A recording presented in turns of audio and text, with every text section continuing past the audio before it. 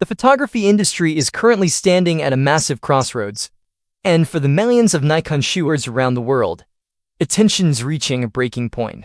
For years, the Z7 series has been the gold standard for high-resolution landscape studio photography. As the competition from Sony and Canon heats up, and as Nikon's own Z8 and Z9 models dominate ad lines, a silent giant is being procured of the wings. The Nikon Z7 III is no longer just a rumor. It is a necessity. It is the camera that has to prove that Nikon can still dominate the high-megapixel arena without forcing users to carry a bulky flagship body. Today, we are pulling back the curtain on the most anticipated high-res mirrorless camera of the decade. In this video, we've tracked the supply chains, and we've talked to the insiders who know what's happening behind closed doors in Tokyo.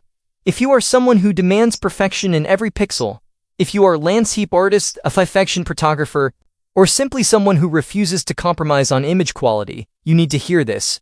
We are about to dive into the technical marvel that is the Nikon Z7 III, and by the end of this, you'll understand why your current gear might already be obsolete.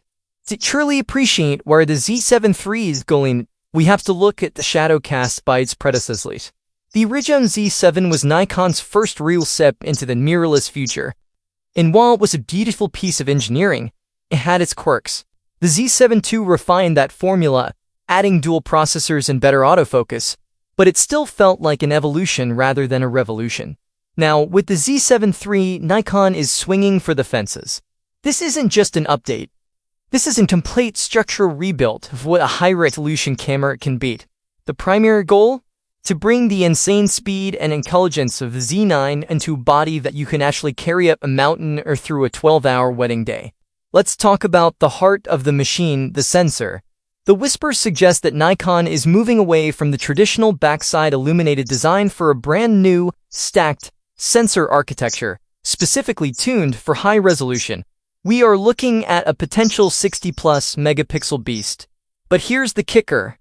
It's not about the megapixel care. It's about the readout speed. One of the biggest complaints about high-res cameras has always been the rolling shutter effect and the slow buffer speeds. By implementing a stacked sensor in the Z7 III, Nikon is effectively eliminating these bottlenecks. Imagine capturing 61 megapixels of raw data at 20 frames per second with zero blackout in your viewfinder. That was science fiction 3 years ago. Now it's the new reality. This sensor will be backed by the X7 processor, the same brain that powers the flagship Z9.